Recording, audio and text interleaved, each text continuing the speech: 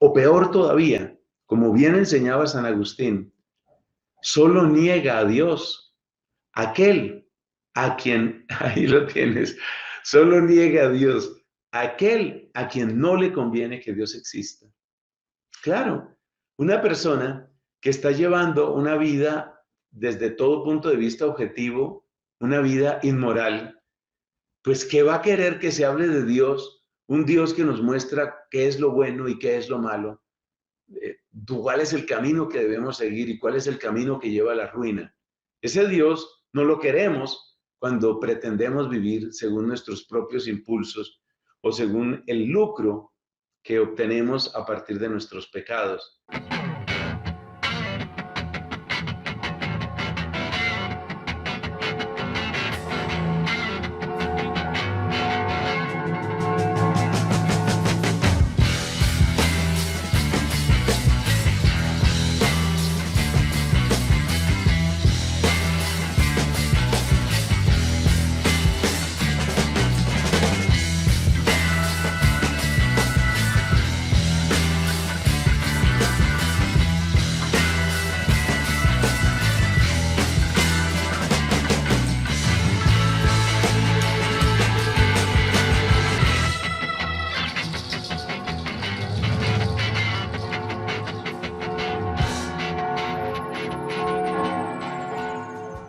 Dado que Fray Nelson no llegó a tener una cosmovisión netamente en el ateísmo, pero tampoco antes de su inicio pues, de conversión, por así decirlo, se consideraba como una persona de fe como tal. ¿Cómo se le llamaría entonces a la cosmovisión que tenía Fray Nelson en ese momento? O sea, un católico tibio o más bien como una especie de agnóstico, o ¿cuál sería como esa cosmovisión que definiría a Fray Nelson antes de iniciar todo este proceso milagroso?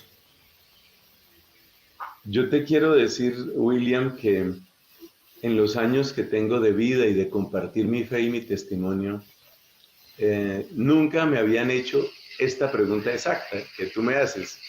Es decir, ¿cómo se le llama a lo que yo era en ese momento? Yo creo que yo iba avanzando hacia el agnosticismo.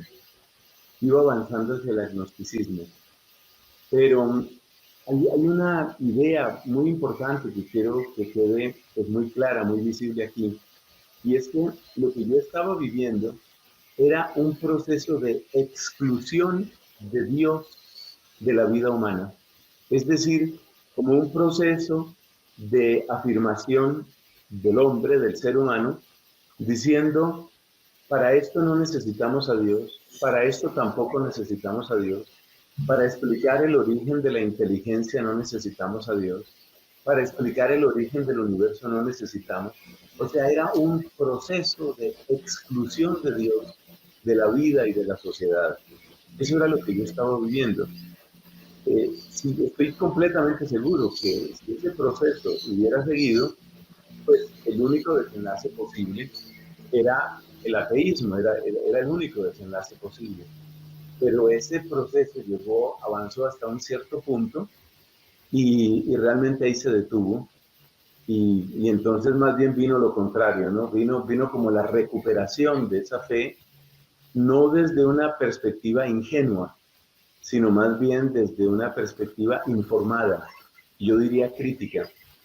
Y por eso, pues me parece que puedo con gozo dar testimonio de lo que Dios hace en nuestras vidas. Gracias por esa pregunta nuevamente. Y siendo de pronto como más sistemáticos en este caso, si el Nelson Medina de esa época, laico, le preguntase hoy a Fray Nelson por esas dudas, ¿cómo el Fray Nelson de hoy le contestaría al Fray Nelson de esta época sobre esas dudas cientificistas o existencialistas que quizás lo estaban, era eso, conduciendo a un agnosticismo y que eventualmente lo hubieran convertido en un ateo? Sí, gracias también por esa pregunta. Pues fíjate que yo pienso que cada persona lleva su camino, ¿no? Y Dios la va llevando por su camino. Y hay algo muy interesante y es que en algunas ocasiones la duda puede ser una gran bendición. Lo decía con otras palabras el Papa Francisco no hace mucho, cómo la duda puede ser una oportunidad de crecimiento, una oportunidad de fortaleza. Más peligroso me parece que es lo que yo tenía, eh, que yo pienso que también ha sido la experiencia de otras personas, y es que precisamente uno no siente dudas. Eso es mucho más grave, porque el que tiene dudas, por lo menos está preguntando, está averiguando. Pero lo que estaba sucediendo dentro de mí en aquellos años, sobre todo hablando de la edad mía, más o menos 16, 17, 18 años, en esos 2 o 3 años, lo que estaba sucediendo dentro de mí no era un proceso de dudas, sino era más bien un proceso de certezas, pero hay que ponerle unas comillas bien grandes a esas certezas, ¿no? Y más o menos la certeza era la certeza de que la ciencia puede explicar las cosas, que la ciencia puede explicar, por ejemplo, lo que nosotros somos como seres humanos, que la ciencia puede explicar cuál es la solución de los problemas sociales. Es decir, que si nosotros inyectamos conocimiento científico, las cosas van mejorando. Entonces, con más ciencia, pues mejoramos los problemas emocionales, los problemas fisiológicos o médicos, los problemas sociales, los problemas políticos. Cuando yo oigo, lo digo aquí con todo respeto, cuando yo oigo, por ejemplo, a un Rodolfo Ginás, este famoso científico colombiano que se manifiesta ateo, completamente ateo, yo hago oración por él con alguna frecuencia, este neurólogo y bueno, es un científico de alto vuelo, nuestro colombiano Rodolfo Ginás. Cuando yo lo oigo a él, yo digo, esa era mi ruta. Es decir, es como la certeza de que la ciencia lo arregla todo. Voy a hacer aquí el símil. Inyectemos ciencia y listo, se van arreglando las cosas. Se va clarificando cómo es el ser humano, etcétera. Entonces, en el caso mío, el Nelson de esos años, el Nelson de 17, 18 años, que es un Nelson de hace 40 años, ¿no? El Nelson de hace 40 años no era un Nelson con muchas dudas, sino era un Nelson con unas falsas certezas. Y esas falsas certezas eran las certezas típicas del cientificismo. Yo le he respondido a ese Nelson y le he respondido en público porque, de hecho, quizás cuando publiques esto te puede agradar publicar también lo que te voy a decir. Tengo una lista de reproducción en YouTube que es toda sobre el cientificismo, exactamente sobre eso. Es decir, cómo se llega a ser cientificista, dónde están las grietas en ese cientificismo y cómo pues se puede superar esa manera de pensar que no es simplemente una batalla intelectual, sino que si lo pensamos bien, el cientificismo termina en una profunda depresión, en una terrible tristeza, y así se expresan los que son coherentes en su lenguaje.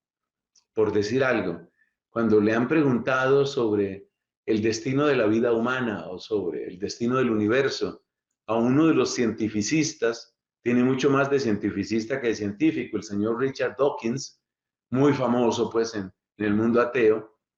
Cuando le preguntan a Dawkins sobre qué hay después de la muerte, pues la respuesta de ellos es la nada. Es decir, para ellos, esta es una fiesta que hay que gozársela sabiendo que la fiesta se va a acabar. Y yo voy a hacer una comparación un poquito dramática aquí. Imaginémonos que yo estoy en una gran fiesta, ya que esa es la idea que ellos, con la que ellos tratan de revestir de elementos positivos su visión de las cosas. Supongamos que yo estoy en una gran fiesta, un fiestononón, las mejores orquestas, las mejores comidas, al que le gusta el trago, el mejor trago, gente muy hermosa para bailar, o sea, todo lo que se suele asociar con una gran fiesta. Si yo estoy en esa gran fiesta, son las 11 de la noche, estoy bailando con una chica espectacular, tomando el trago que me gusta, oyendo la música que me fascina, y alguien toma el micrófono y dice, perdón que interrumpa un momento, solamente quiero contarles que vienen en camino 2 camiones de sicarios que van a llegar aquí a la 1:30 de la mañana y nos van a matar a todos. Nos van a matar a todos y se va a acabar la fiesta a la 1:30 de la mañana. Tengan en cuenta que nadie puede salir Y tengan en cuenta que las comidas, las bebidas, el baile, todo sigue a disposición de ustedes. Solamente sepan que a la 1:30 de la mañana nos van a matar a todos y todo se va a acabar. Entonces, bueno, ahora sí, que siga la música. Eso es lo que termina presentando el ateísmo. Es decir, es una cosa de absoluta tristeza. Es báilate la vida, disfruta la vida, que puede ser con un disfrute intelectual también, ¿no? Disfruta la vida, pero ten presente que el disparo ya viene y se va a acabar todo. Y yo me pregunto si las personas, después de oír a las 11 de la noche, que les quedan 2 horas y media de vida, yo me pregunto si esas personas siguen bailando con la misma tranquilidad y siguen, digamos, disfrutando el momento simplemente. Porque en últimas lo que nos tratan de decir es eso, el mensaje del ateísmo es ese: disfruta el momento, quédate con el momento. Pero en el corazón humano hay algo que reclama mucho más. Este es solo uno de los elementos para desenmascarar esa mentira que hay en el cientificismo, que en mi caso pues fue mi enfermedad.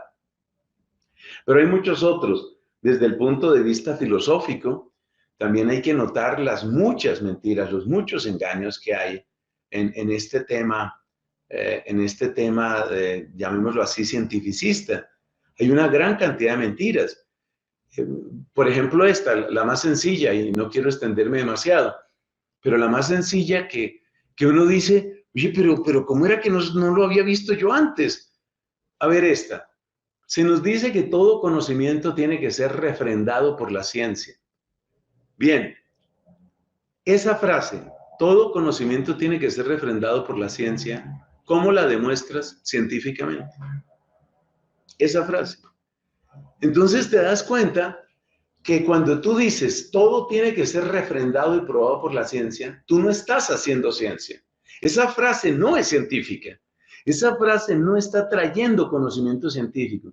Esa frase es una suposición que tú haces, y una suposición que se basa no en la ciencia, sino en otras convicciones tuyas. Es interesante porque yo he visto muchas entrevistas a ateos antiguos, ateos recientes. Es interesante ver las respuestas que los ateos dan a esto. Entonces ellos se van, por ejemplo, a la historia, y entonces empiezan a atacar la religión. Entonces dicen, no, es que la religión es la de la Inquisición, y ese tipo de argumentos. Y dice uno, espérate, pero me cambiaste de canal, porque estábamos hablando de ciencia y de repente tú sales con la Inquisición. Entonces, lo que tú me estás diciendo es, a lo sumo, un planteamiento en términos de probabilidad. Eso no es ninguna demostración. Y ese tipo de cosas, pero repito, tengo una argumentación mucho más amplia en esa lista de reproducción sobre cientificismo. Ahí se muestra que se le puede hablar a esa joven. La pregunta que yo me hago es si ese joven estaría dispuesto a escuchar. Esa es una buena pregunta, porque muchas veces lo que nos retiene en el agnosticismo o en el ateísmo es simplemente la arrogancia. O peor todavía, como bien enseñaba San Agustín, solo niega a Dios aquel a quien, ahí lo tienes, solo niega a Dios aquel a quien no le conviene que Dios exista. Claro, una persona que está llevando una vida desde todo punto de vista objetivo, una vida inmoral, pues ¿qué va a querer que se hable de Dios? Un Dios que nos muestra qué es lo bueno y qué es lo malo. ¿Cuál es el camino que debemos seguir y cuál es el camino que lleva a la ruina? Ese Dios no lo queremos cuando pretendemos vivir según nuestros propios impulsos o según el lucro que obtenemos a partir de nuestros pecados. Entonces, yo creo que la cosa va por ahí definitivamente. Genial. Precisamente ante eso pues que estaba diciendo ahí Fray Nelson, se me cruzaron pues como dos ideas. La primera, cuando usted decía que claro, obviamente el ateo piensa que después de la vida, o sea, en el momento de la muerte, entonces no hay nada. Pero eso entonces se les convierte a ellos también, como dicen por ahí, en un tiro en el pie, porque ellos mismos se estarían contradiciendo en ese sentido al ellos mismos afirmar que de la nada surgió el universo. Entonces, si de la nada surgió el universo y después de la muerte va a la nada, entonces sería una nueva vida, sería un nuevo comienzo. Y entonces, en ese sentido, ellos mismos estarían ya autocontradiciendo, porque para ellos la nada no es la idea filosófica real de la nada, sino que para ellos la nada es algo, porque si no, no saldría de la nada un universo, que fue la contradicción que Stephen Hawking obviamente había realizado, que de una idea como la gravedad podía surgir algo como la nada, pero es que la gravedad simplemente altera, o sea, funciona con algo material, con algo físico. Es una fuerza simplemente que manipula algo físico, por tanto, no hace parte de la nada. Entonces, esa concepción de la nada del ateo no es que no sea nada. Por tanto, si ellos van a decir que después de la muerte no hay nada, sería una total contradicción entre ellos mismos y, como lo dije al principio, un tiro en el pie. Adiós ateísmo con esa argumentación. Y segundo, lo que usted decía, me recuerda una frase que después del proceso mío de conversión, precisamente del ateísmo, agnosticismo y el ocultismo que yo viví, a mí el Señor, yo creo que a través del Espíritu Santo compuso una frase que yo decía, dando pues como toda mi historia, yo decía, un ateo no deja de ser ateo simplemente porque en vez de buscar respuestas, se dedica a buscar objeciones. Y ese es el punto de las certezas que usted decía, padre, porque entonces, claro, se dedica a uno a buscar las excusas que le justifiquen su modo de vida, pero no realmente encontrar las respuestas a las dudas existenciales más fundamentales que puede haber. Porque cuando yo empecé con todo el proceso, me di cuenta que todas las preguntas, dudas y objeciones que yo planteaba ya tenían respuestas. Entonces yo decía, bueno, ¿por qué yo nunca vi esas respuestas? Exacto, porque yo nunca busqué las respuestas, buscaba ver objeciones que me ayudaran a mí a seguirme plantando en las falsas certezas que ya tenía. Entonces, esa parte es un poco compleja, pues, como en ese ámbito.